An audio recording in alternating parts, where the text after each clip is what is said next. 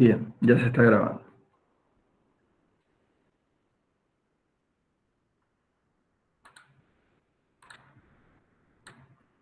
Bueno, vamos a dar comienzo a la clase de hoy.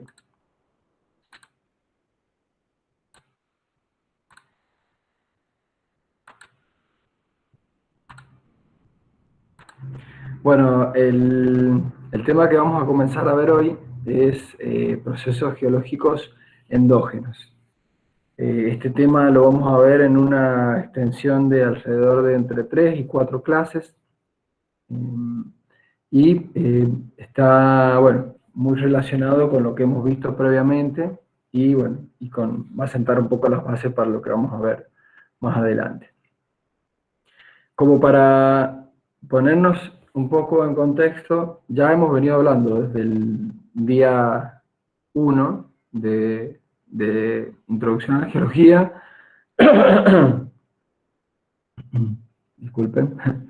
Hemos venido hablando de los procesos endógenos, procesos geológicos endógenos, y también hemos mencionado algo de forma muy somera acerca de los procesos geológicos exógenos.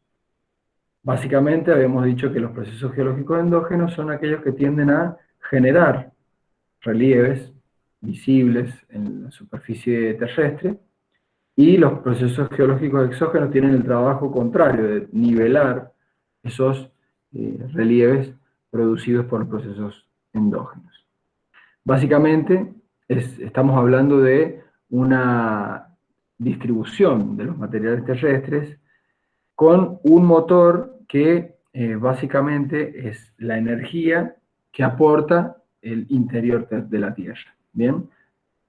O sea, todo proceso requiere una fuente de energía para producirse. En el caso puntual de los procesos geológicos endógenos, ese motor o energía que genera las transformaciones y todos los procesos que se llevan a cabo en el interior terrestre, pero que tienen su expresión en superficie, viene por parte del calor interno de la Tierra. ¿Bien? Y está muy directamente relacionado con este potencial térmico que hay entre el interior de la Tierra y la superficie terrestre. A diferencia de lo que sucede con los procesos geológicos exógenos, donde la energía aportada para los procesos de cambio que van a transformar la superficie terrestre es esencialmente aportada por el calor del Sol, ¿sí? Por la energía solar. Bien, entonces básicamente en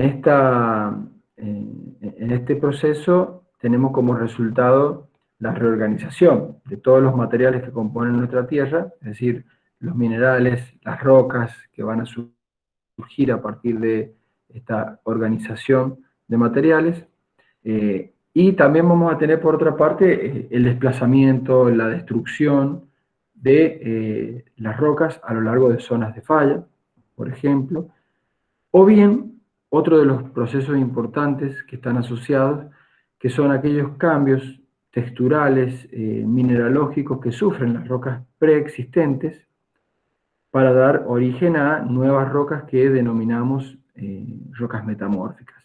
¿Bien?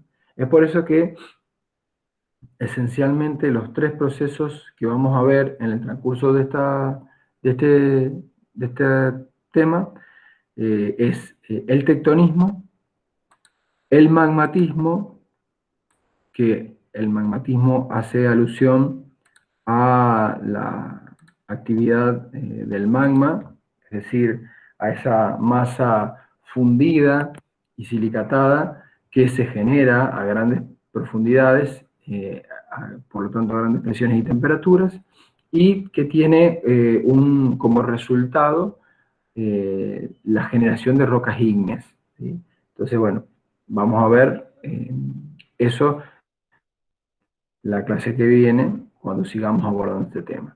Y por último, el metamorfismo, ¿sí? Que es este conjunto de cambios que experimentan las rocas preexistentes y que ese conjunto de cambios tiene la capacidad de transformar parcial o totalmente las características originales de una roca, dando como resultado una roca nueva que denominamos roca metamórfica. En el transcurso de la clase de hoy nos vamos a centrar en el primero de estos procesos, que es el tectonismo.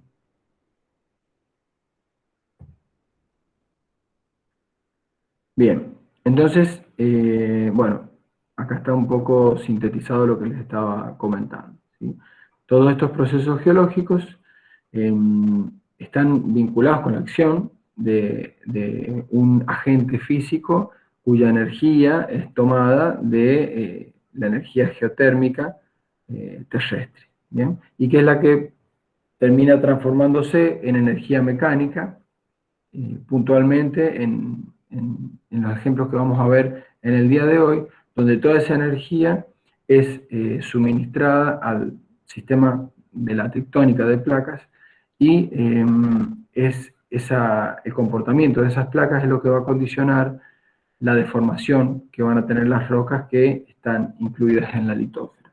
Principalmente, como lo hemos visto en las clases anteriores, esos principales cambios asociados a esfuerzo y a deformación son aquellos que se van a experimentar en los bordes de placas, ¿sí? Pero vamos a ver también, hay algunas deformaciones que experimentan las placas en el interior, y vamos a ver de qué se trata en el día de hoy. Entonces es por eso que tenemos ahí ese esquema que sintetiza un poco cómo se conducen todos estos procesos que, por un lado, generan roca, por otro lado, transforman roca, y por otro lado, a partir de los materiales preexistentes sobre la superficie terrestre, bueno, se conduce hacia la formación de nuevas rocas sobre la superficie. Entonces, lo que tenemos básicamente acá es un límite entre dos placas.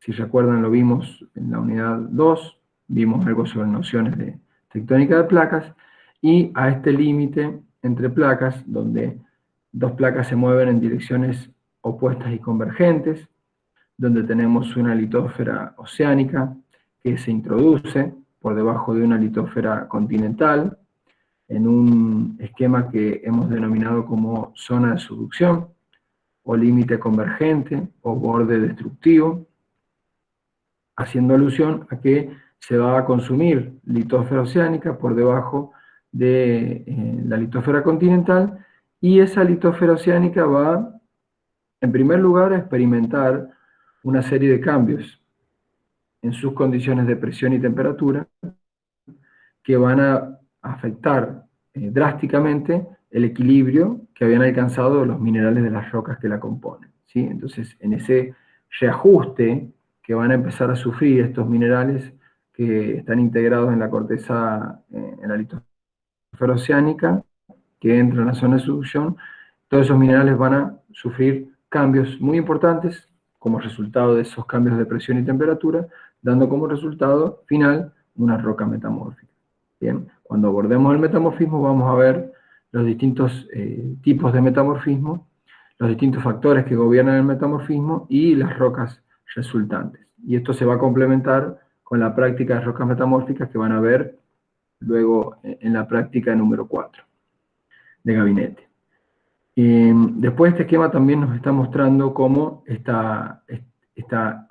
ingreso de esta litósfera oceánica en la zona del manto genera también una perturbación del equilibrio, dado que el manto es una región donde la roca se encuentra en estado sólido, pero a alta presión y temperatura, por lo tanto está en equilibrio, en un equilibrio termodinámico, y el ingreso de esta litósfera hidratada en la zona del manto genera cambios en esos equilibrios, y esa roca deja de estar en estado sólido para pasar a generar magma, ¿sí? Y a partir de acá se genera todo lo que denominamos como magmatismo, y es parte del tema que vamos a ver en la clase siguiente. Y finalmente, el centro donde se va a centrar la clase de hoy, que es el tectonismo, ¿sí? Y que, como les comentaba recién, está directamente relacionado con la forma en la cual interactúan estas placas. Es por eso que nos vamos a concentrar en lo que pasa en las zonas de contacto entre placas. Vamos a analizar las distintas posibilidades de interacción que hay entre placas, es decir, los distintos límites que vamos a tener en función del movimiento relativo de las placas. Y por último, bueno, ver cuáles son las evidencias que quedan impresas en la litosfera y que las podemos analizar para poder detectar procesos tectónicos antiguos. Y por último vamos a terminar viendo todo lo que son las evidencias actuales, es decir, contemporáneas, que ponen de manifiesto la actividad tectónica que impera en la superficie terrestre.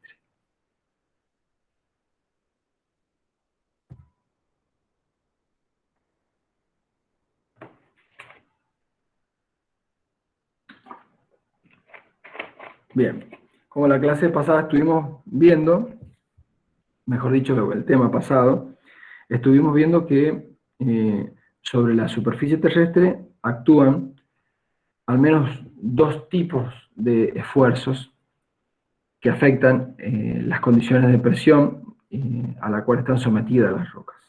Puntualmente, en este caso vamos a hablar de un tipo de esos esfuerzos, que es el caso de los esfuerzos tectónicos, que son esencialmente esfuerzos dirigidos, esfuerzos que actúan de forma tangencial a la superficie terrestre, y que, como resultado de la acción de estos esfuerzos, las rocas van a deformarse, es decir, van a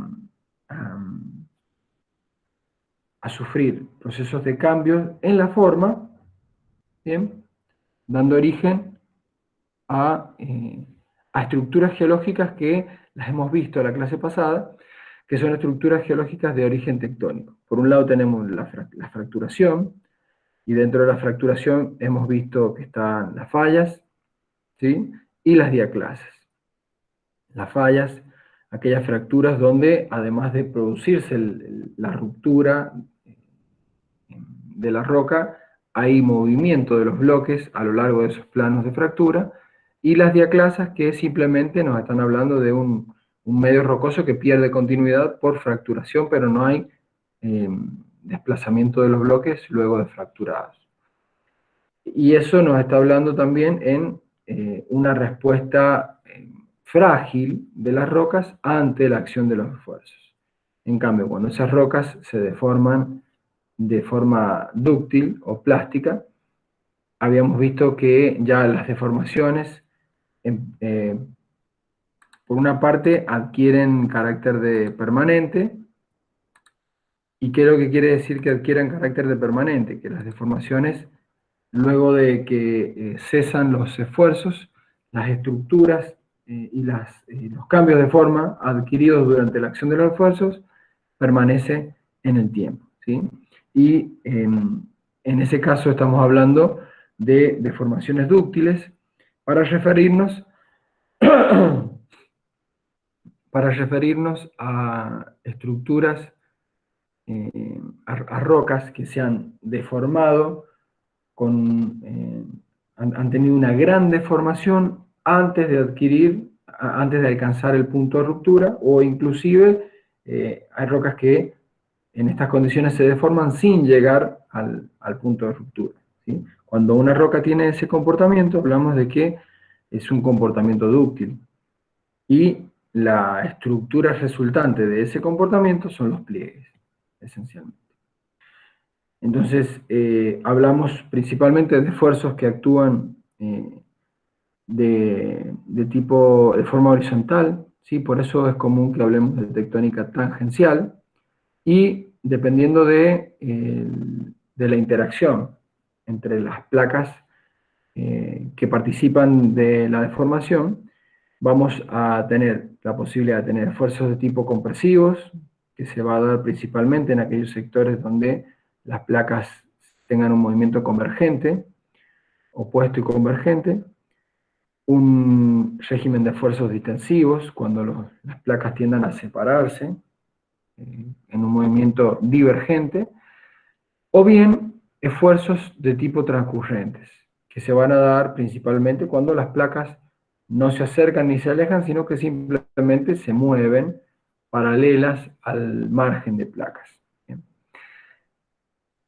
Y por otra parte vamos a tener esfuerzos que someten a las rocas de la litósfera de tipo verticales. Estos esfuerzos generan el ascenso y el descenso de bloques en la vertical, pero tienen una gran diferencia con respecto a los anteriores, ya que en el caso de los esfuerzos tectónicos tangenciales, las variaciones de relieve se producen a expensas de una intensa deformación interna. Bien. Habíamos visto la clase pasada cuando analizábamos las estructuras y decíamos que las fallas y los pliegues generan acortamientos, en el caso de la tectónica compresiva, acortamientos de la litósfera y engrosamientos verticales, o sea que hay movimientos en la vertical producto de estos esfuerzos tangenciales. Es decir, en el caso de los esfuerzos tangenciales de origen tectónico, las variaciones verticales se producen a expensas de la deformación. En cambio, en el caso de los esfuerzos verticales, esos movimientos verticales que experimentan los bloques responden exclusivamente a cambios en el equilibrio isostático de los bloques de la litósfera. Cuando veíamos los términos de isostasia, cuando analizábamos esas condiciones de equilibrio entre la litósfera y la astenósfera, esa capa fría, rígida, superficial de la Tierra, que está flotando por diferencias de densidad sobre una capa que denominamos astenósfera, que se encuentra a altas temperaturas y presiones y que tiende a comportarse como un fluido, en términos, o un fluido viscoso, en términos de la geología de las rocas que integran el manto. Decíamos que esa litósfera está flotando en equilibrio sobre la astenósfera, ¿sí? Si se perturba el equilibrio, ya sea por generación de relieve o por disminución del relieve por acción de los agentes exógenos, esas condiciones de equilibrio van a tender a restablecerse. Y en esa tendencia a restablecer el equilibrio, los bloques experimentan movimientos verticales, ya sea ascendentes o descendentes, pero no involucran importante deformación interna de los bloques, ¿sí? Y eso los diferencia de lo que sucede con los esfuerzos horizontales tangenciales de origen tectónico, que sí generan variaciones en la vertical, es decir, ascenso y descenso de bloques, pero a expensas de la deformación interna de los mismos.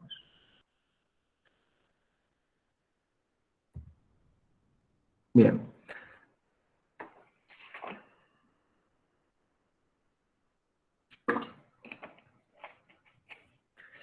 Entonces, poniéndonos en tema y un poco repasando lo que analizamos en la clase pasada, bueno, tenemos al tectonismo como uno de estos procesos endógenos que vamos a desarrollar en el día de hoy, y que, como venimos hablando, está relacionado con los esfuerzos que actúan sobre las rocas. Esta acción mecánica tiene su origen principalmente en los márgenes de placas, ¿sí? Producto de la interacción de las mismas. Y las estructuras resultantes que vamos a tener sobre las rocas como producto de estos esfuerzos, básicamente van a depender de cómo se comporte la roca ante la deformación. Por un lado vamos a tener las fallas, ¿sí? En este ejemplo se puede ver muy bien ahí un plano de fractura que desplaza niveles guía, y por otro lado vamos a tener los pliegues, que también son estructuras características de la deformación. Si bien, como lo hemos visto en la clase pasada, las fallas nos están hablando de un comportamiento dúctil, de un comportamiento frágil de la roca, mientras que los pliegues nos están hablando de un comportamiento dúctil de las mismas. ¿Qué quiere decir que tengamos expuestos pliegues en la superficie terrestre donde la presión que gobierna la superficie terrestre, en la parte más superficial, es baja, ¿sí? Porque recuerden que la presión depende de la profundidad. A mayor profundidad hay mayor columna vertical de roca y por lo tanto hablamos de mayor presión de confinamiento. Y a mayor presión de confinamiento, la roca tiende a comportarse de manera dúctil, ¿sí? Y por lo tanto va a deformarse dando origen a pliegues. Y el caso opuesto es cuando esa deformación se produce en la superficie, donde las rocas tienen muy poca carga litostática, muy poca presión de confinamiento, y eso hace que las rocas se comporten de manera frágil, dando como resultado a estructuras de fallamiento. Yo hago una pregunta: ¿por qué podemos tener en esa imagen pliegues y fallas que están en el mismo afloramiento? ¿Qué les parece a ustedes? ¿Cuál podría ser la razón por la cual dos estructuras que se generan a distintas profundidades estén en el mismo afloramiento, juntas?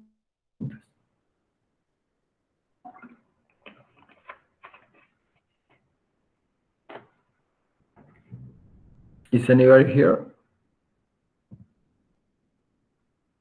Están, a ver, voy a revisar el chat. Bueno. Malena dice por la erosión. Bueno, pero ¿qué es lo que puede hacer la erosión? Podría andar por ahí la respuesta, pero es bastante sencilla. A ver. ¿Cómo era la pregunta? Dice Santiago. Como les estaba mostrando ahí en la presentación, tenemos estructuras de pliegues que se generan cuando los esfuerzos actúan sobre una roca que está sometida a presión y temperatura, es decir, a profundidades, y la roca tiene un comportamiento dúctil. Sí, da como resultado pliegues. Y está en el mismo afloramiento, en esta misma imagen, estas rocas están afectadas por fallas. Y las fallas se generan cuando la roca tiene un comportamiento dúctil. Frágil.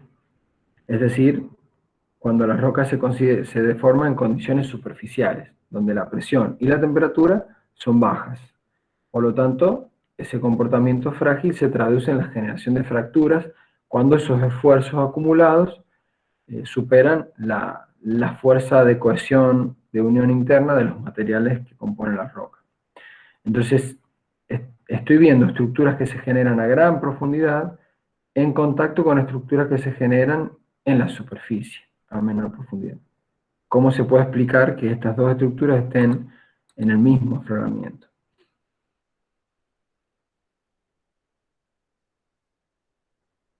Bien. A ver, Malena dice que por la erosión pueden dejar a la vista los pliegues. Gabriel dice que por los esfuerzos verticales. Bueno, bien. Los esfuerzos verticales, más que esfuerzos verticales, los movimientos verticales de bloques podrían hacer que un bloque con una estructura que se generó a gran profundidad, si asciende verticalmente, pueda llegar a estar expuesto en algún momento en la superficie. Y ahí esa respuesta se combina un poco con lo que dice Malena, ya que si yo muevo un bloque en sentido vertical, lo que estoy haciendo es generar relieve, y al generar relieve voy a tener mayor acción de los agentes exógenos de nivelación del terreno. Entonces, por erosión, puedo llegar a degradar toda la parte superficial y que finalmente queden expuestos en superficie bloques con estructuras que se han generado a gran profundidad. Bien, esa sería una explicación correcta, integrando un poco estas dos visiones, es decir, movimientos verticales en combinación con efectos de la erosión en la superficie terrestre. Entonces, eso me explicaría por qué puedo tener sobre la superficie estructuras de plegamiento que se generaron a gran profundidad. Y una vez que esa roca llegó por esos movimientos verticales a la superficie, queda sometida nuevamente a baja carga litostática y temperatura. Por lo tanto, estas rocas, cuando están expuestas en la superficie, adquieren un comportamiento frágil. Y si siguen actuando esfuerzos, esa roca ya no va a deformarse por plegamiento, sino que se va a fracturar, a fallar, a generar falla o fractura esencialmente. Entonces, es por eso que puedo, luego de que estas rocas se hayan plegado en profundidad y han sido expuestas en superficie, pueden fracturarse, y a este fenómeno es lo que se denomina tectónica superpuesta, porque tengo un evento tectónico que generó plegamiento, ¿sí?, que necesariamente debió ocurrir a grandes presiones y temperaturas en profundidad, y luego existió un proceso mediante el cual estas rocas fueron exhumadas, es decir, llevadas a la superficie, en combinación con movimientos verticales y procesos de erosión, y la roca en este viaje cambia de presiones elevadas a presiones menores y adquiere un comportamiento frágil, ¿sí? Entonces, si nuevamente esa roca es sometida a esfuerzos tectónicos, va a reaccionar ante los mismos de forma frágil, generando fracturas. Entonces, eso es lo que estamos viendo también un poco en esta imagen. Podemos ver que hay tectónica superpuesta, por un lado, tectonismo que actuó cuando la roca estaba en condiciones de gran presión y temperatura, y dio origen, a partir de esos esfuerzos, a estructuras de plegamiento, y luego hubieron mecanismos o procesos que llevaron a estas rocas hacia la superficie a condiciones de menor presión y temperatura, y cambió el comportamiento de la roca ante los esfuerzos hacia un comportamiento frágil. Por lo tanto, va a ser frecuente encontrar superpuestas estructuras de fracturación que afectan a rocas, a estructuras dúctiles generadas en un estadio previo. Y este tipo de estructuras son muy características, sobre todo los pliegues y las fallas, son muy características de estar presentes de forma combinada en las regiones orogénicas. Porque justamente lo que hemos visto en la clase pasada también es que, a expensas de esta deformación, que involucra acortamientos horizontales de la litósfera, se generan relieves verticales, ¿sí? Y relieves positivos importantes. Y a estas regiones donde se generan relieves positivos, donde se generan montañas, donde se generan cordilleras, las denominamos regiones orogénicas. El término orogenia o orogénesis hace alusión a todo este conjunto de procesos que participan en la generación de relieve, ¿bien?, en la generación de montañas.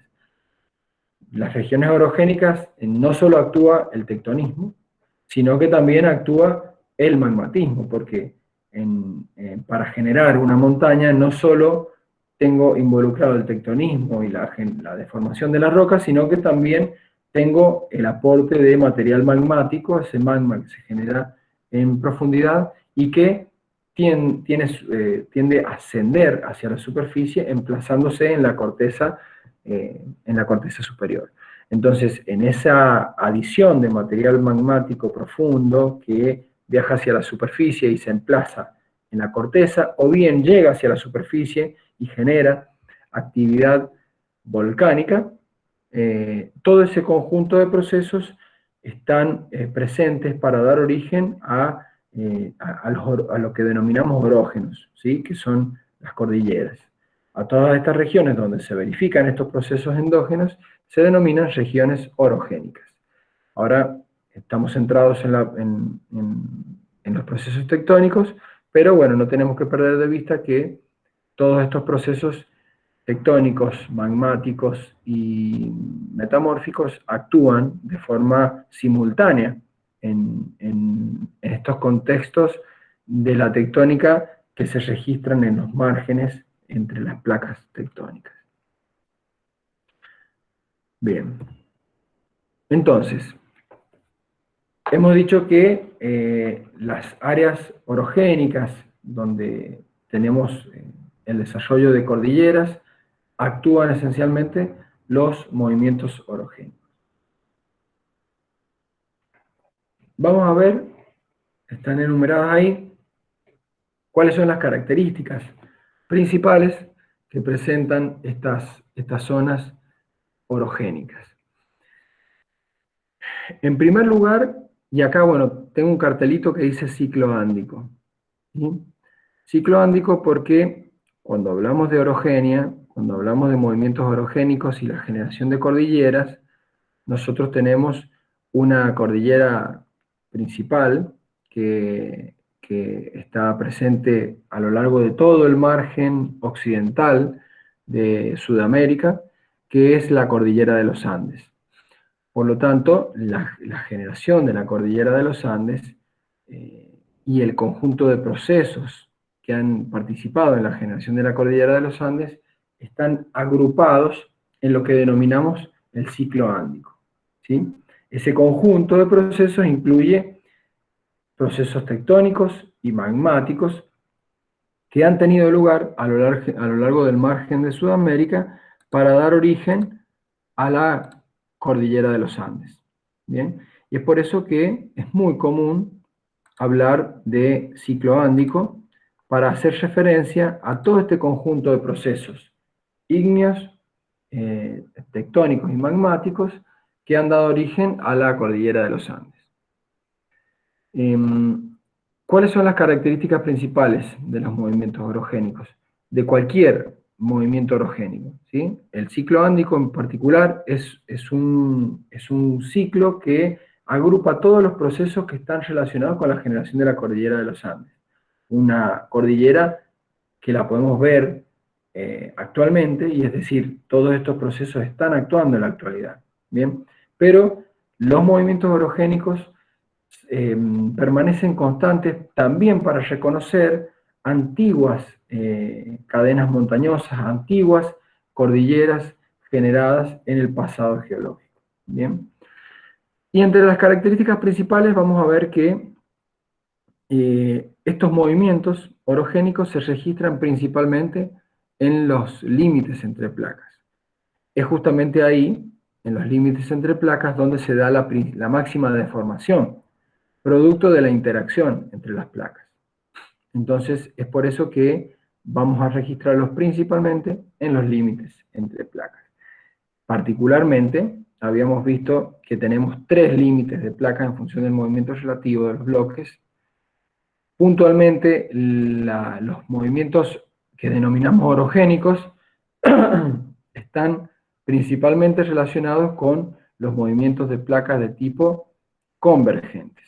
Es decir, para que existan movimientos orogénicos, necesitamos tener movimientos convergentes entre placas, ¿sí? Zonas de subducción, donde una placa ingresa por debajo de la otra, porque van a ser, ese contexto va a ser el que me va a aportar.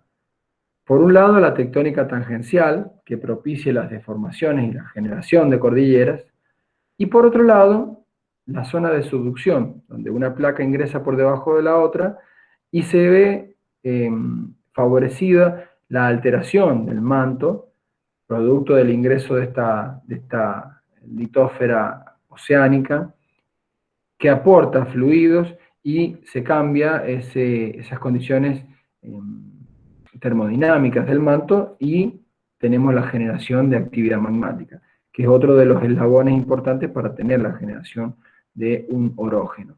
Entonces, por eso es que estos movimientos se registran principalmente en los límites entre placas y puntualmente en aquellos límites de tipo convergentes. Bien, bueno, estos límites entre placas pueden ser compresivos, distensivos y transcurrentes, esto ya lo hemos visto. Esencialmente, los movimientos orogénicos van a estar dados principalmente donde domine la tectónica compresiva. Bien, bueno, el ítem número 3. Estos movimientos participan en el origen y en el desarrollo de las zonas orogénicas, es un poco lo que hemos estado hablando. Son estos movimientos son los que van a dar origen a las cordilleras, a las montañas, a partir de la deformación interna de las rocas. Se verifican en periodos cortos de tiempo que nos permite agruparlos en fases bien diferenciadas, individualizadas, y que a todas esas fases las podemos agrupar en ciclos tectónicos mayores, ¿sí? Pero que siempre esos ciclos tectónicos van a estar muy bien acotados en el tiempo y, bueno, básicamente el elemento que vamos a utilizar para acotar y ubicar en el tiempo es lo que hemos definido en la clase pasada, que son las discordancias, ¿sí? Las discordancias son las que me van a ayudar a entender los procesos de deformación que han actuado y cuál fue el punto máximo hasta el cual actuaron esos procesos, ¿sí? Yo les voy a volver al ejemplo anterior, a esa imagen, y fíjense que acá habíamos hablado de que necesariamente estas rocas debieron plegarse y luego fallarse, ¿sí? Por un cambio en el comportamiento de las rocas. En este caso, no tenemos una discordancia, ¿sí? Pero sí tenemos superposición de estructuras que responden a comportamientos diferentes de la roca. Y eso me puede estar hablando también de la necesidad de separar dos eventos tectónicos, ¿sí? En función de la naturaleza de las estructuras que han resultado de la acción de estos esfuerzos. Por un lado, habíamos hablado de los pliegues, que son la respuesta de esfuerzos compresivos en condiciones, con la roca en condiciones dúctiles, y por otro lado, las fallas, que es la respuesta de las rocas a esfuerzos, pero con un comportamiento de las rocas de tipo frágil. Entonces, necesariamente debe haber un tiempo entre la generación de un proceso de formación y el otro que lo puedo acotar, al menos acá, en términos relativos, ¿sí? Es decir, necesito que la roca se haya deformado primero de forma dúctil, luego debió acontecer un tiempo en el cual esa roca experimentó un ascenso para llegar a la superficie y finalmente producirse la deformación frágil mediante la fracturación. Entonces, este ordenamiento relativo de las estructuras en función de la naturaleza bajo la cual se debieron generar, me permite ubicarlas en el tiempo y me permite reconocer la acción de uno o más fases de deformación y esquema de esfuerzos actuantes para generar las estructuras. Ese mismo concepto es el que aplicamos en un área orogénica mediante el reconocimiento de discordancias. Las discordancias me permiten establecer una edad relativa para los eventos de deformación, ya que si nosotros conocemos la roca que se ha deformado, podemos inferir que esa deformación ha sido posterior a la edad de esa roca. Y si por otra parte tenemos además una superficie de discordancia que me limita la acción de esa deformación, porque el hecho de tener una discordancia implica que la roca más nueva no se ha deformado. Y por lo tanto, ese evento de deformación antiguo, que queda materializado en una discordancia, debió ocurrir exclusivamente en el intervalo de tiempo entre la formación de la roca que afecta y previo a la generación de la roca más moderna, ¿sí? Voy a traer a colación la presentación de la clase pasada. A ver, déjenme un segundo para que no tengan que imaginarse todo lo que he estado hablando. Esta no es.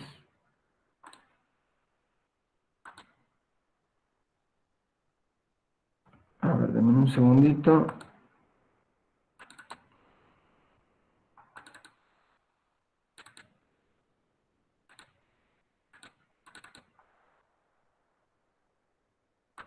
Acá está. Bien, lo último que vimos fue discordancia, y voy a poner acá este ejemplo. Cuando veíamos discordancia en la clase pasada, veíamos que hay una roca sedimentaria que está estratificada con estos planos que ustedes pueden ver acá, esos planos de estratificación, habíamos dicho que eran los planos originales en los cuales los sedimentos se fueron acumulando sobre un plano horizontal. ¿Bien? Que esa es la forma que tiene de acumularse los sedimentos que dan origen a una roca sedimentaria. Luego, el hecho de que esos planos estén inclinados necesariamente me conduce a interpretar que debieron actuar esfuerzos que plegaron o que cambiaron la posición de esas capas que originalmente estaban horizontales. ¿Bien? Esa sería la explicación que me indica que estas capas que originalmente eran horizontales ahora estén inclinadas. Ahora bien, acá está mediando entre esta capa y estas capas una superficie de discordancia, ¿sí? Que habíamos denominado discordancia de tipo angular. En este caso, estas capas más modernas también debieron acumularse de forma horizontal, porque, a ver, los materiales sedimentarios se acumulan siempre de forma horizontal sobre la superficie terrestre. Por lo tanto, esta superficie de discordancia está representando una superficie de erosión, que niveló o que emparejó todos estos relieves que se generaron previos con la deformación de estas capas. Por lo tanto, yo puedo ubicar en el tiempo al evento de deformación que perturbó la posición de estas capas y lo tendría que ubicar en una edad que va a ser posterior a la acumulación de la roca que afecta, pero previo a la acumulación de esta otra roca, porque no han sido deformados. ¿Sí? Si yo tengo una discordancia, quiere decir que esta inclinación fue adquirida previa a la acumulación de la unidad más moderna. Bien. Y luego, después, para poder tener esta inclinación de estas capas, necesariamente tienen que haber actuado otra vez esfuerzos que perturbaron la posición originalmente horizontal de estas capas de la segunda unidad. ¿Sí? Por lo tanto, esa perturbación o esa deformación afecta tanto a la unidad más joven como a la más vieja. Pero la edad de esos segundos esfuerzos que actuaron tiene que ser posterior a todo, posterior a la unidad más vieja y posterior a la unidad más moderna. ¿Bien? Entonces fíjense ahí cómo, a partir de una discordancia, yo puedo ubicar en el tiempo eventos tectónicos, eventos orogénicos. Esa es una de las importancias que tiene reconocer discordancias, particularmente discordancias angulares, en el terreno, porque me ayuda a reconocer la evidencia de estos movimientos orogénicos, de estos procesos que dan origen a cordilleras. Bien, bueno, por otra parte, estos movimientos orogénicos tienen la capacidad de formar, como ya lo hemos visto, y desplazar lateralmente a las rocas. Justamente es lo que hemos visto cuando se producen estructuras de fallamiento, donde un bloque se cabalga, se fractura y se monta por encima del otro, o bien en una falla directa, esos bloques se mueven lateralmente, ¿sí? Es decir, las estructuras tienden a generar desplazamientos laterales de las rocas. Lo mismo veíamos cuando analizábamos los pliegues que tienen una vergencia determinada, ¿sí? Habíamos hablado de que la vergencia era la dirección de transporte tectónico de las rocas. Entonces, eso implica que las rocas se están desplazando horizontalmente por la acción de los esfuerzos.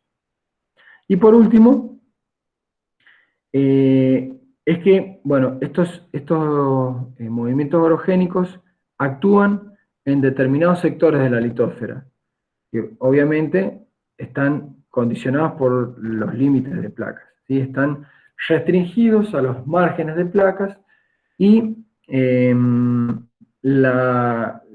último ítem para poder reconocerlos y que tiene que ver con la impronta actual, moderna, es decir, cómo podemos reconocer este tipo de movimientos orogénicos en la actualidad, es a partir de la generación de sismos.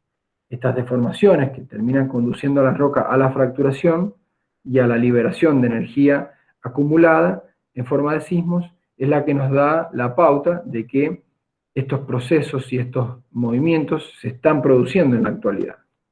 Sin ir más lejos, el orógeno andino, nuestra cordillera de los Andes, es una zona de intensa sismicidad, puntualmente San Juan, que se encuentra hacia el frente de este orógeno. Digo hacia el frente porque estamos ubicados entre la cordillera y el interior del continente, ¿sí? Pero estamos dentro de lo que se considera como el frente del orógeno andino de la cordillera de los Andes.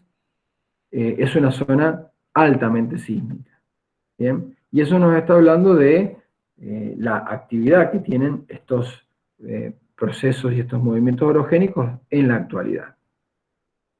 Bien, revisemos el chat a ver si hay alguna pregunta.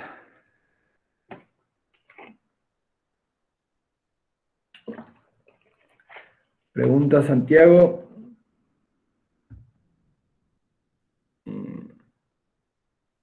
Bueno, hace rato decía Santiago, porque una parte es más dúctil que la otra.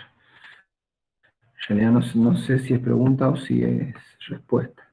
Si lo puedes aclarar, Santiago, va a estar bárbaro. Mauro, por la misma presión del suelo de las rocas. Bueno, están ahí dando respuesta a algún mensaje que ustedes mismos... no, eran respuestas a las preguntas que había hecho yo en ese momento. Bien, perfecto. Bueno, continuamos.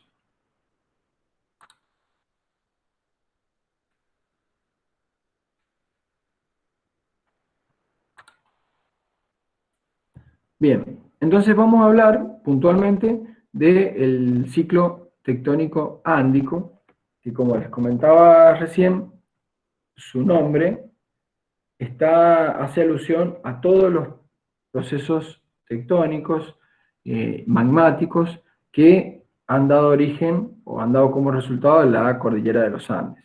Bien.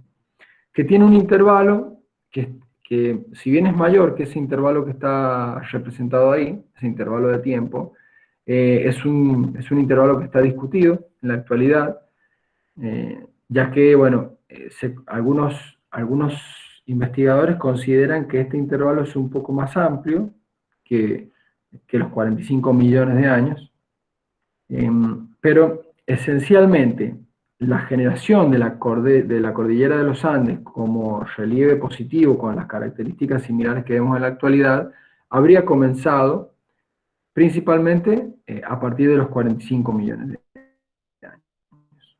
Bien, es por eso que vamos a hablar en términos restringidos del ciclo tectónico ándico con este rango temporal. Y acá viene un poco a lo que hacíamos alusión de que podemos acotar en el tiempo la actividad de los movimientos orogénicos, ¿sí? Y asociarlos con algún orógeno o alguna cordillera en particular. El ciclo tectónico ándico tiene su origen en la zona de interacción entre placas, entre la placa de Nazca y la placa sudamericana. Bien. En esta zona, estas dos placas interactúan de manera tal que la placa de Nazca se introduce por subducción por debajo de la placa sudamericana, ¿sí? Básicamente entre los 5 y los 45 grados de latitud sur, ¿sí? De todo nuestro margen sudamericano. A ver si tengo una diapositiva, bueno, ahí ya la vamos a ver. Bueno, el tectonismo es de origen orogénico, de tipo orogénico, porque da origen a la generación de relieve positivo, a la generación de cordilleras, y es por eso que es dominantemente compresivo, ¿sí? Era otra de las condiciones que veíamos anteriormente. La deformación que genera este tipo de ciclo tectónico ha sido esencialmente fallamiento y plegamiento, ¿sí? Están combinados en el orógeno andino, básicamente. El exponente principal que tiene a nivel de relieve es la cordillera de los Andes, y cuando nos venimos hacia el este, también están la precordillera y las sierras pampeanas, Eso en cuanto al relieve que conforma el orógeno andino.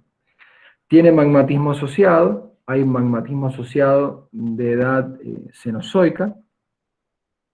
Recuerden que la edad cenozoica es la última era del cuadro geocronológico. Puntualmente el magmatismo tiene una edad que va desde el Oligoceno hasta el Mioceno.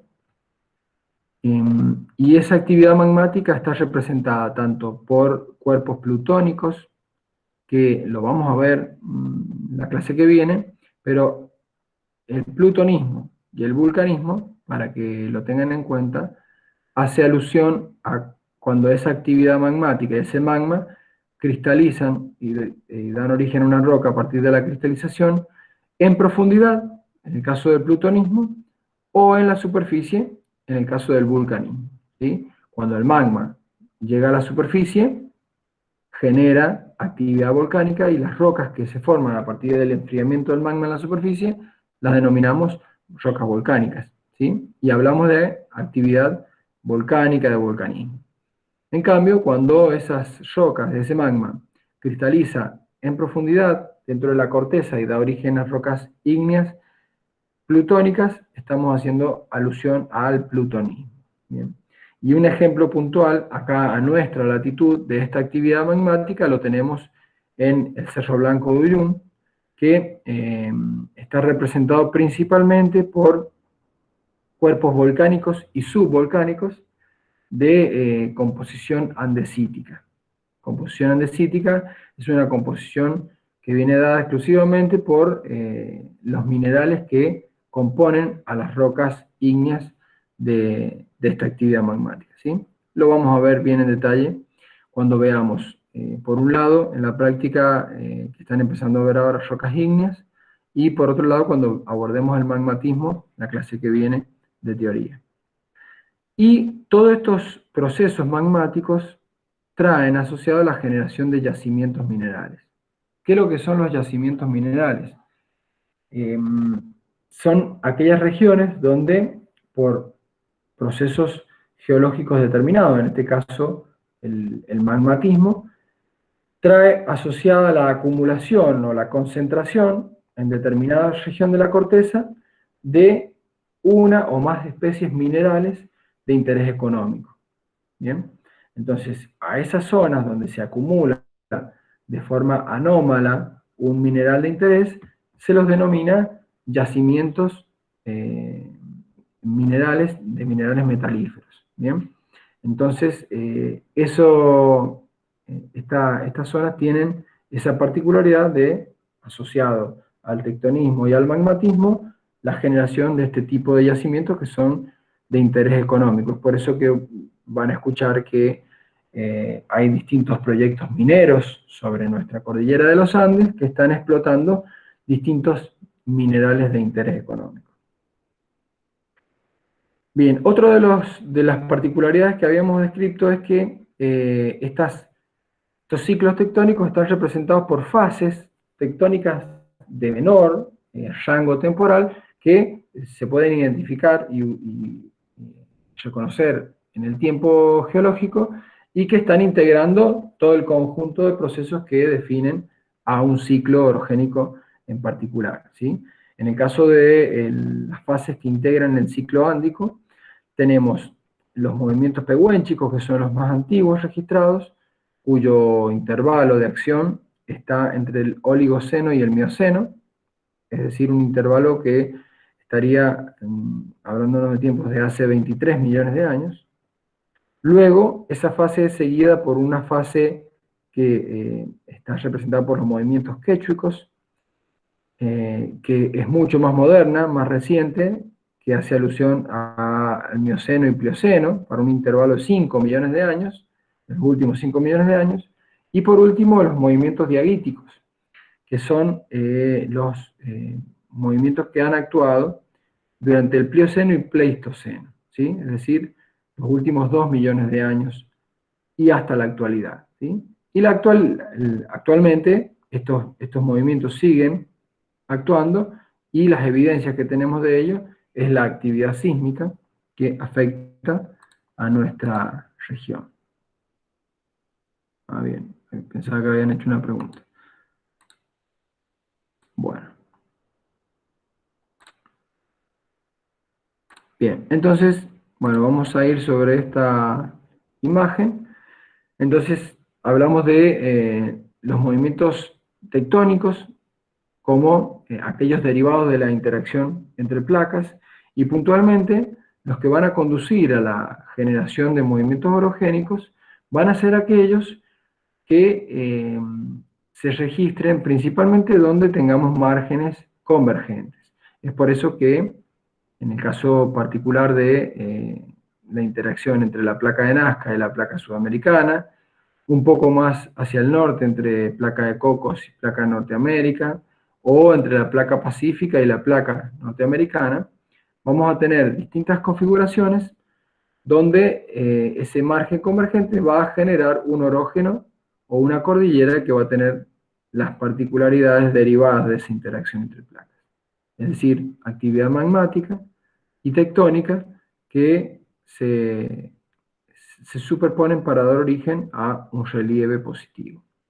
Este es el caso de la cordillera de los Andes, que es esta gran cordillera que margina por el oeste a todo el continente americano, a todo el continente sudamericano. Pero hay otras cordilleras que también se han generado en otras regiones de la superficie terrestre, como por ejemplo el caso de la cordillera del Himalaya, que la estoy señalando acá yo, donde tenemos todo un gran conjunto de cordilleras que comienzan en el Himalaya, y luego tenemos las zonas de los Alpes, ¿sí?, que son grandes cordones montañosos que se encuentran con una orientación prácticamente este-oeste, y en el caso de los Himalayas se encuentra entre la India y Asia, y en el caso de los Alpes, básicamente, se encuentra entre las placas árabe y la placa euroasiática, y entre el Mediterráneo y la placa euroasiática, ¿sí? Es decir, son regiones orogénicas que están presentes en distintas latitudes de nuestra superficie terrestre, pero que están respondiendo a márgenes de placas de tipo convergentes. En este caso, cuando tenemos convergencia entre placas, tenemos estas tres posibilidades. Por un lado, que tengamos una litósfera oceánica que es subducta por debajo de una litósfera continental, dando origen no solo a la deformación de la litósfera continental, sino también al magmatismo, a la actividad magmática. Entonces, fíjense cómo acá está ilustrado la generación de magma en profundidad, producto del ingreso de esta litósfera hidratada en la zona del manto, y todo el magma que se genera a profundidad tiende a ascender desde zonas de mayor presión hacia zonas de menor presión. Entonces, en ese camino, esta litósfera se va engrosando, y este material magmático tiene a veces la posibilidad de llegar, favorecido por la fracturación de la litósfera, de llegar a la superficie. Entonces, cuando llega a la superficie, genera esta actividad volcánica con la creación de relieve, porque sabemos que un volcán es una estructura generada donde el relieve ha crecido verticalmente por la acreción o por la incorporación de material magmático hacia la superficie, ¿sí? Entonces, en este tipo de contextos, tenemos lo que se denomina orógenos o cadenas montañosas marginales. Un ejemplo de esta situación es lo que sucede en la cordillera de los Andes, donde tenemos la litósfera continental, la litósfera oceánica, y el desarrollo de una cadena o una cordillera en una posición marginal respecto a la litósfera continental sobre la cual está emplazada esa cordillera. ¿Bien? Es por eso que a este tipo de orógenos se los denomina orógenos marginales. Cuando tenemos una situación como esta, donde la litósfera oceánica subducta por debajo de la litósfera oceánica no tenemos un verdadero orógeno, ¿sí? Solo tenemos una configuración que se denomina arcos de isla, ¿sí? Hay algo de deformación, pero es mínima, y lo que sí tenemos es actividad magmática que tiene su expresión en superficie mediante volcanes activos que se disponen de manera aislada, paralela a este margen de convergencia.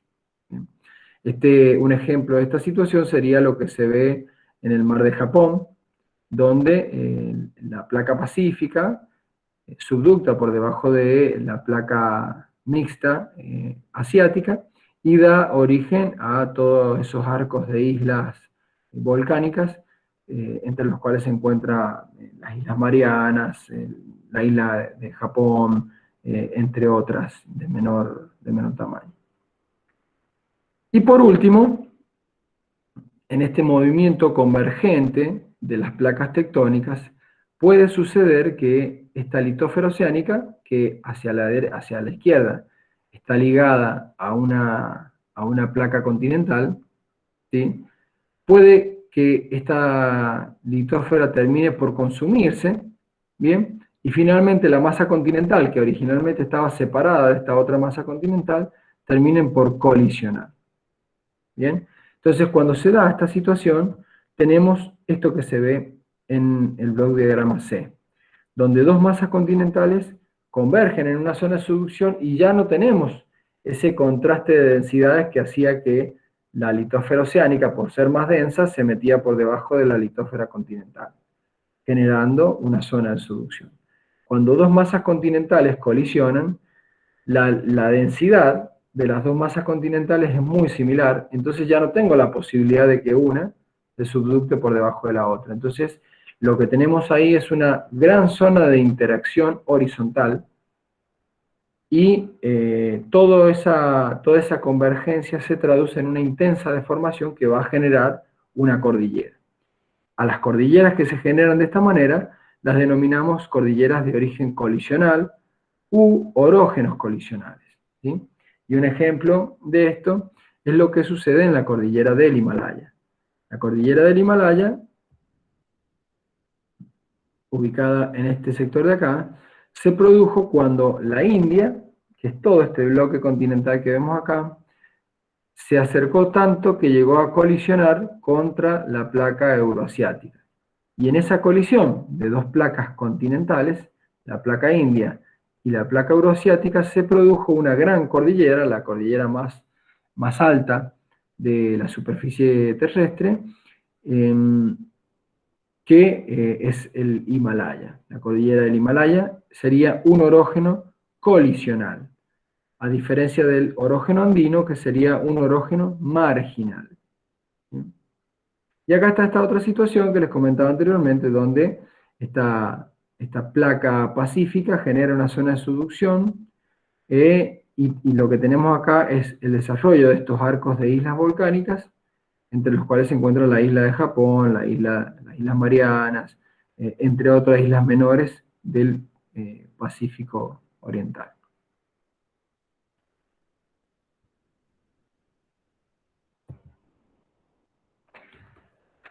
Bien.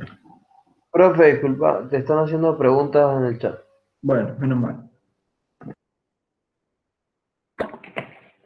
Menos mal, porque hablo y no sé si estoy solo o estoy acompañado. Bien. Candela. Profe, el tectonismo, magmatismo y metamorfismo son los procesos más generales, ¿verdad? Cada uno de ellos posee procesos particulares. Por ejemplo, el tectonismo tendría los esfuerzos y deformaciones. Exactamente. Es un poco en lo que nos vamos a ir centrando. Ahora estamos viendo en detalle todos los procesos que hacen al tectonismo. Bien. Y luego vamos a ver la actividad magmática, cómo varía la actividad magmática dependiendo un poco de las condiciones que se dan en el marco de la tectónica de placas, los distintos tipos de magmas y demás. Y lo mismo con el metamorfismo, ¿sí? Estamos viendo desde lo general hacia lo particular y puntualmente hoy estamos desarrollando todo lo que concierne a la actividad tectónica. Kilian pregunta, ¿sigue activa la placa de India? En la actualidad, bueno, la colisión, esta colisión entre la placa india y la placa euroasiática es una colisión muy reciente, es una colisión que se ha producido durante el Cenozoico superior, y los indicadores de movimiento de esta placa señalan que la India aún está colisionando contra la placa euroasiática. ¿Sí? Es por eso que es una región sísmicamente activa. Hace algunos años hubo un terremoto muy importante en todas esas zonas colindantes a la cordillera del Himalaya, particularmente en las áreas de Nepal. Y bueno, justamente esos terremotos están acusando la actividad tectónica que tiene esta región. Es decir, estas cordilleras de origen colisional no es que colisionan y quedan frisados ahí en el tiempo. Recuerden que están produciéndose movimientos horizontales de esas placas y esas cordilleras están generando, están terminando por trabar el sistema. Entonces no es un proceso que se vaya a detener de forma simultánea en el tiempo. ¿Bien? Entonces, esa colisión, si bien empezó durante el Cenozoico medio, actualmente está generándose, y por eso es que la cordillera del Himalaya actualmente está aumentando su cota.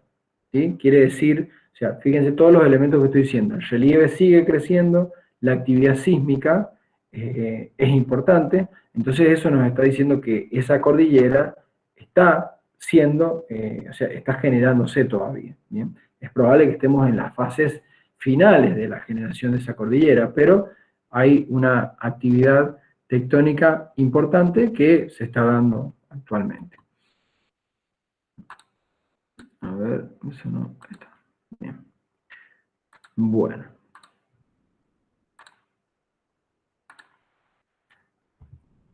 Bien, entonces, uno de los elementos que tenemos para reconocer estos eventos tectónicos es la presencia de discordancias y particularmente las discordancias angulares.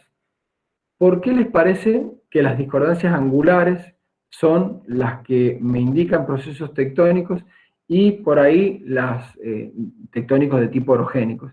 Y las discordancias paralelas, erosivas, no me estarían indicando este tipo de procesos. ¿Sí? Abro el micrófono. ¿Por qué les parece que dentro de las discordancias, las más importantes para reconocer eventos orogénicos son las discordancias angulares y no así las discordancias paralelas?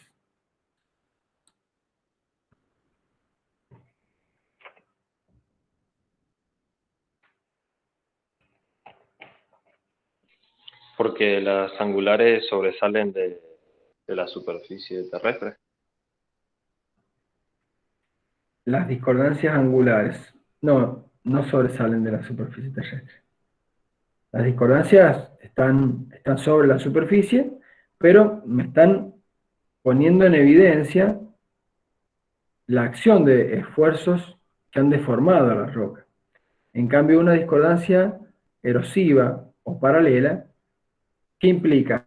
Implica que simplemente tengo un intervalo de tiempo que no está representado, pero en ese intervalo de tiempo no hubo ningún esfuerzo que deformó a la roca más antigua que me permita a mí acusar la acción de una fase orogénica. No sé si me explico. Entonces, cuando analizamos regiones orogénicas, lo importante es encontrar discordancias angulares porque son las que ponen de manifiesto la existencia de esfuerzos que han deformado a las rocas más antiguas y que no han actuado deformando a las rocas más modernas. ¿Bien? O al menos nos permiten, si las rocas más modernas también están afectadas, nos permiten separar fases o pulsos de esa actividad tectónica. Facundo dice, creo que las discordancias angulares nos darían a entender que hubo una subducción anteriormente en el orógeno, ¿no? Bueno, las discordancias angulares nos hablarían de procesos orogénicos, y los procesos orogénicos están relacionados con la presencia de zonas de subducción.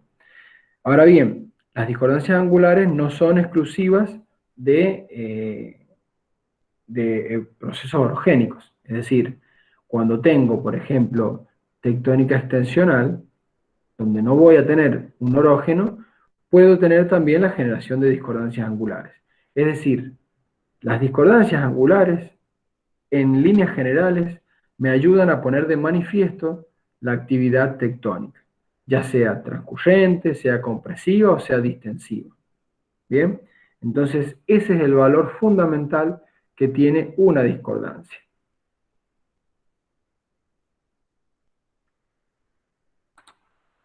Entonces, en el caso puntual de las fases orogénicas, tiene esa importancia. La discordancia angular nos permite poner de manifiesto la actividad tectónica asociada a la generación de un orógeno. Bueno, ahí tenemos algunas imágenes que, bueno, están ilustrando estas discordancias angulares entre las capas más modernas y las capas más antiguas. Acá yo puedo datar, al menos en términos relativos, y a veces con mucha precisión, en qué momento se produjo la deformación, ¿sí?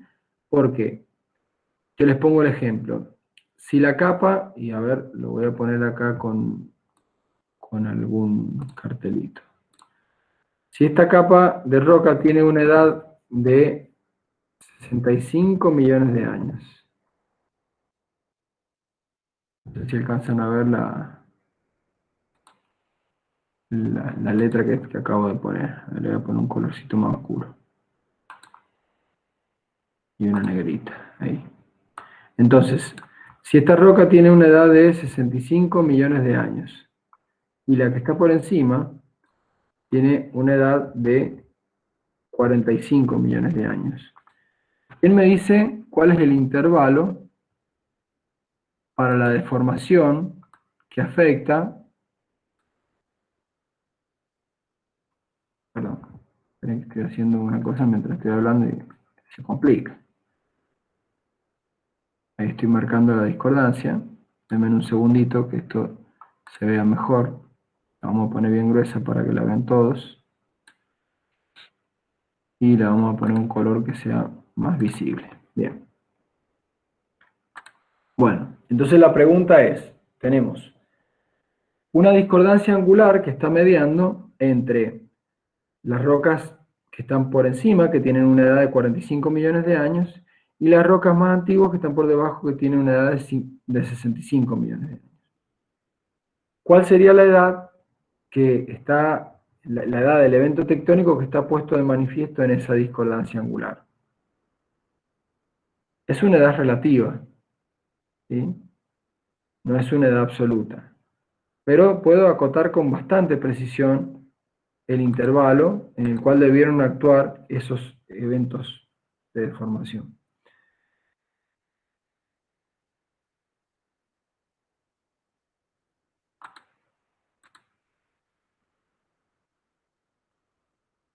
Bien, ¿nos sale la respuesta? Ya hiciste la pregunta, profe, que se te entrecortó justo, Bien. no sé, los demás chicos por lo menos a mí. Partiendo de ese esquema, donde tenemos dos unidades que están en contacto mediante una discordancia angular, y cada roca tiene una edad definida, ¿cuál sería la edad del evento orogénico que deformó a la roca más antigua y que está representado en esta discordancia? Esa es la pregunta. ¿Cuál es la edad de ese evento y cuál es el intervalo de acción de esos esfuerzos? Y acá en el chat ponen entre unos 20 millones de años, ¿sí? Esa diferencia surge de analizar la edad de las rocas que están participando en esta discordancia y que necesariamente me dice, el hecho de que la unidad más moderna no esté deformada, es decir, podemos ver los estratos en posición horizontal, yo me imagino que todos están viéndolo, me quiere decir que estas rocas más modernas no han sido afectadas por el evento orogénico de deformación que afectó a estas capas que eran originalmente son capas sedimentarias que originalmente estaban en posición horizontal y que ahora están inclinadas con un alto ángulo. ¿Bien? Entonces, si estas capas no están afectadas por esta deformación, y yo conozco que la edad de estas capas es de 45 millones de años, esta deformación debió ocurrir antes de los 45 millones de años. ¿Bien? Entonces ya tengo el tope de edad para la deformación. Ahora, ¿cuánto más antiguo que los 45 millones de años? Yo conozco que esta roca sedimentaria se formó, se acumuló a los 65 millones de años. Entonces, necesariamente, para que el evento orogénico haya deformado estas rocas tenían que estar acumuladas ya, porque no hay modo de que la deformación sea previa a la existencia misma de las rocas. Entonces, necesariamente, si estas rocas se acumularon, se formaron a los 65 millones de años, el evento tectónico tiene que ser posterior a esa edad. Entonces, ya tengo una edad mínima y una edad máxima. Por lo tanto, digo que este evento de deformación debe ocurrir entre los 65 millones de años y los 45 millones de años. En cualquier momento de esos 20 millones de años que hay entre estas dos unidades. ¿Sí?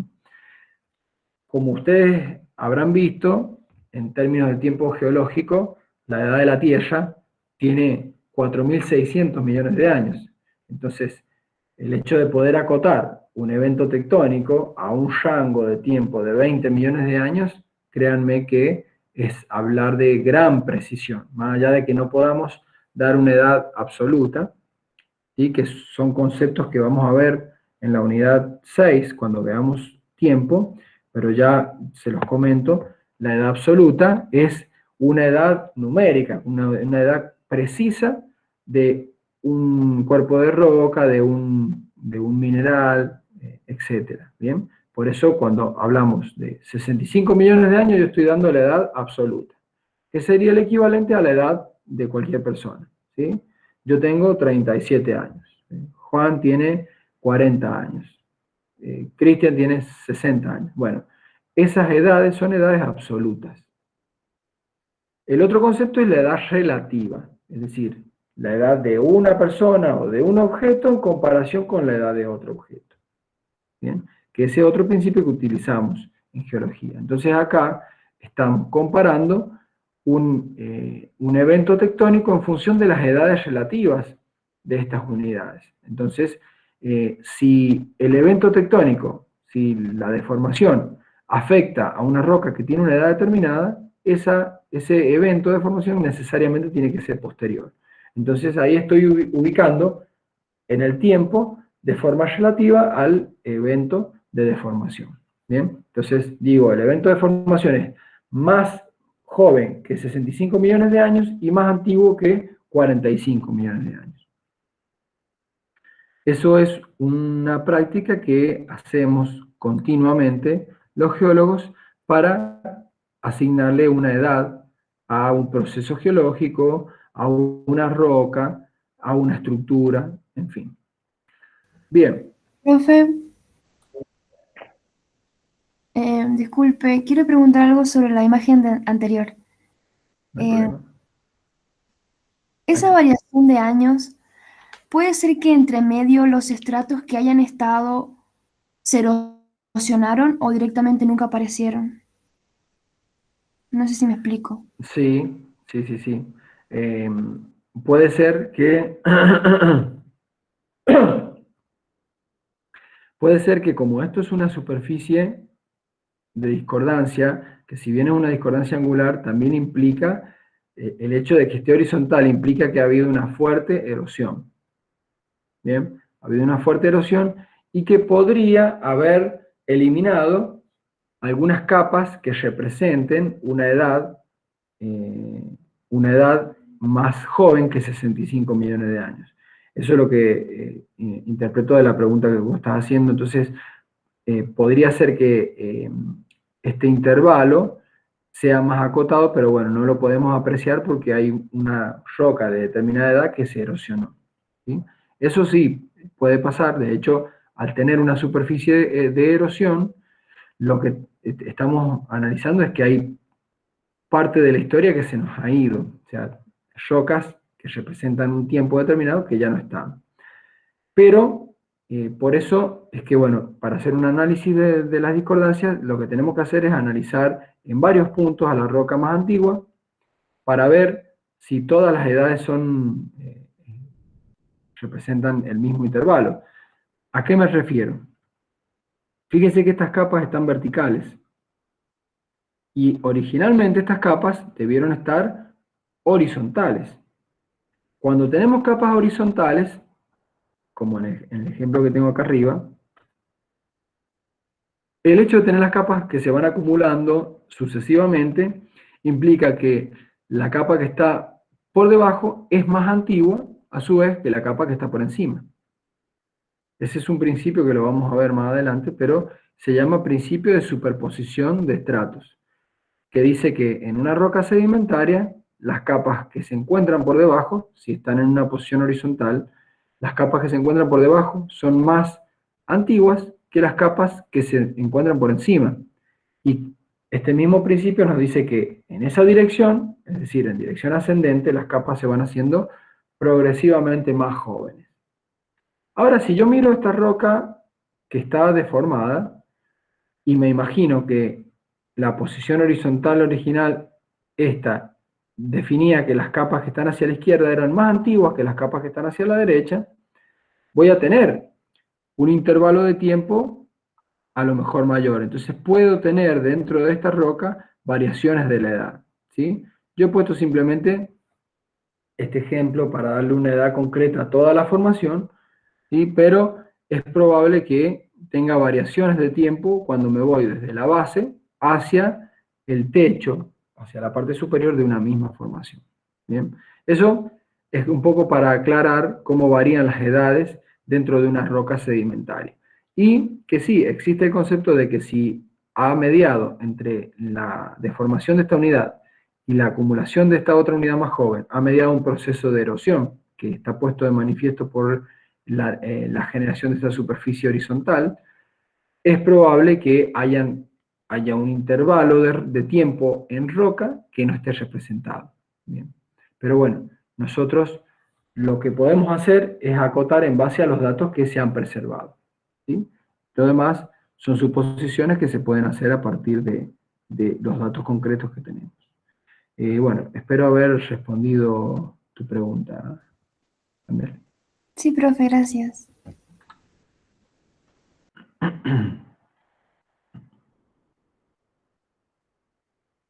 Bien, bueno, estoy repasando las preguntas, creo que ahí charlamos todo lo que... Bien, todo lo que habían preguntado. Bueno, a ver, vamos a ver un slide más antes de hacer un pequeño descanso, cosa de que podamos armarnos el mate. Entonces, como resultado de estos esfuerzos, lo que hemos visto en el transcurso de la clase pasada es el desarrollo de las estructuras, ¿sí? Que básicamente las estructuras son el resultado de la acción de estos esfuerzos bajo condiciones o comportamientos de la roca determinados. Es decir, cuando la roca se encuentra a grandes profundidades, es decir, a grandes presiones y temperaturas, responde y se adapta a ese esquema de esfuerzos, cambiando de forma y dando origen a estructuras de carácter permanente, como son los pliegues, ¿sí? Que acusan un comportamiento dúctil.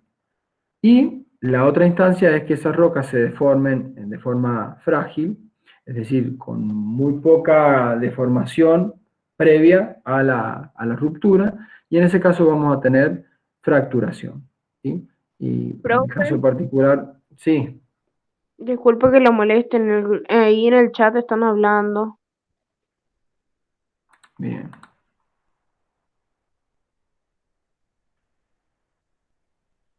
Entonces, Facundo, o sea que al menos en la imagen de recién, las rocas que están colocadas del lado derecho serían más antiguas, las que están de manera horizontal. Bien, en la imagen previa, si analizamos estas dos secuencias, la que está por encima es más joven que la que está por debajo. Ahora, analizando esta secuencia de estratos, si esto es la base, y en esta dirección me voy hacia lo que era la parte superior de esta secuencia cuando se acumuló horizontalmente, exactamente, vamos a pasar de estratos más antiguos a estratos más modernos. ¿Bien? Horizontalmente, porque las capas están verticales. En cambio, en esta capa, en esta formación, donde las capas están horizontales, a medida que me vaya hacia arriba, me voy a ir desde lo más antiguo hacia lo más moderno. ¿Sí? Pero acá, como están inclinadas, me voy a ir desde lo más antiguo hacia lo más moderno, de izquierda a derecha, ¿sí? En este ejemplo que les estoy dando. Me imagino que esa es la pregunta que hizo Facundo. Bien, Matías, según lo que entendí, en la de la izquierda, Facu. Bueno, sí. Esto es un ejemplo que he dado puntualmente para esa fotografía, ¿sí? Asumiendo que los estratos que están en la base son los que estaban hacia la izquierda, a medida que me vaya hacia la derecha, me voy a estar yendo hacia la parte superior de esa cama de estratos que se acumularon horizontalmente, entonces me voy a estar yendo siempre hacia hacia la parte más joven de la secuencia sedimentaria. Me parece que lo dijo como una suposición. Bien, exactamente. Fue un ejemplo que di y es válido para este ejemplo puntual. Entonces, Facundo, pero las de la izquierda estarían arriba. Ok, no sé. Me imagino que ahí se produjo, cayó la ficha, Facundo. Bien. Malena, ¿siempre es hacia la derecha? No, es un ejemplo, ¿sí? Todo va a depender de cómo esas capas se hayan inclinado producto de los esfuerzos tectónicos. Discúlpenme que voy a traer una hoja si les doy un ejemplo.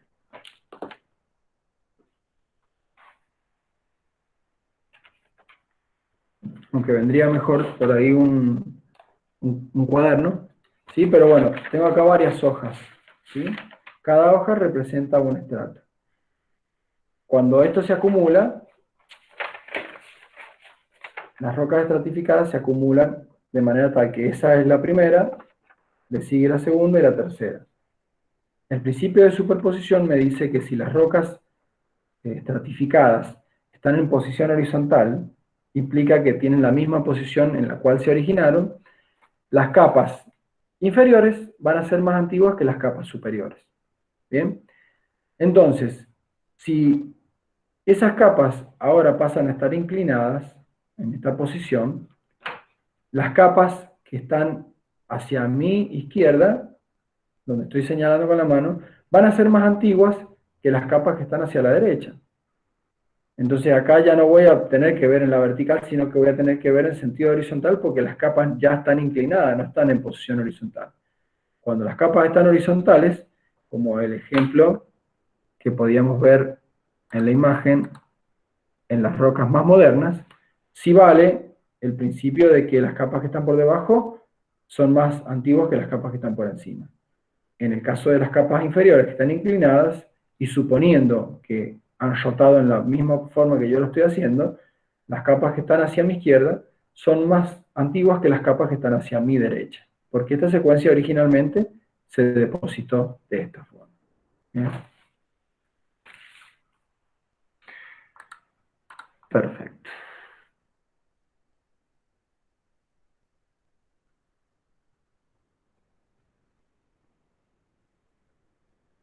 Bueno, ahí Facundo pregunta, es muy parecido a un proceso anticlinal. En realidad no sería proceso anticlinal, sino sería pliegue anticlinal.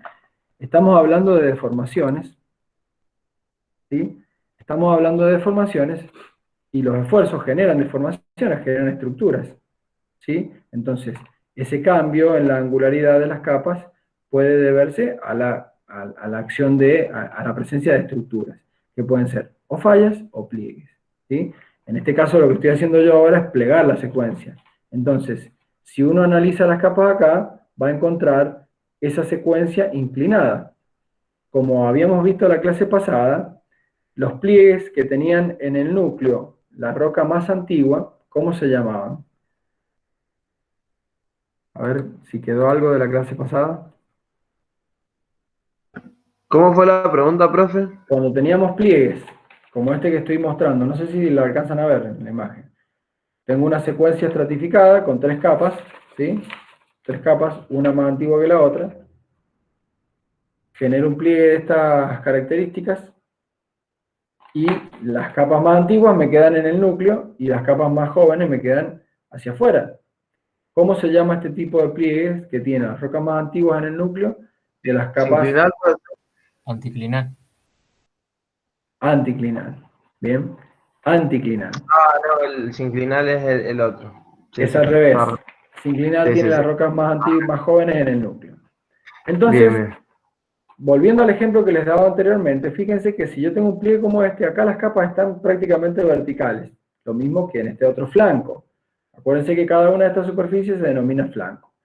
Si analizo la secuencia acá, voy a ir desde el núcleo hacia mi derecha, desde lo más viejo hacia lo más moderno.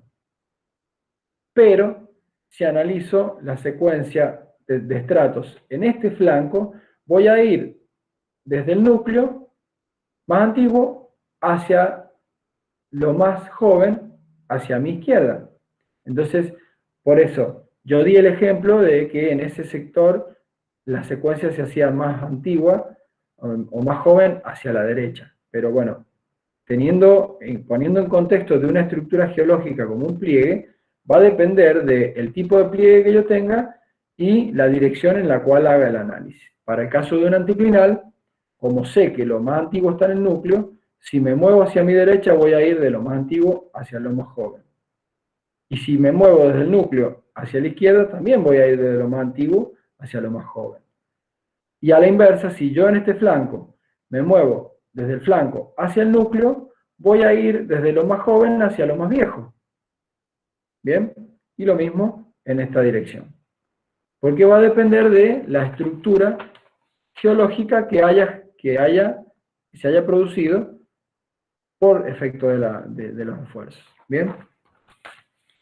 Eso es un dato muy importante a tener en cuenta porque por eso nos esforzamos por conocer la estructura, porque nos ayuda a predecir la posición de las capas y cuál de esas capas es más antigua o más joven, es decir, en qué dirección una secuencia sedimentaria que ha sido plegada se hace más joven o más antigua. Bien. Bueno, vamos a dejar acá, vamos a hacer un pequeño descanso, ¿sí? Para meternos ahora después de lleno en los movimientos epirogénicos. Así que, bueno, si no hay más preguntas, voy a detener la grabación.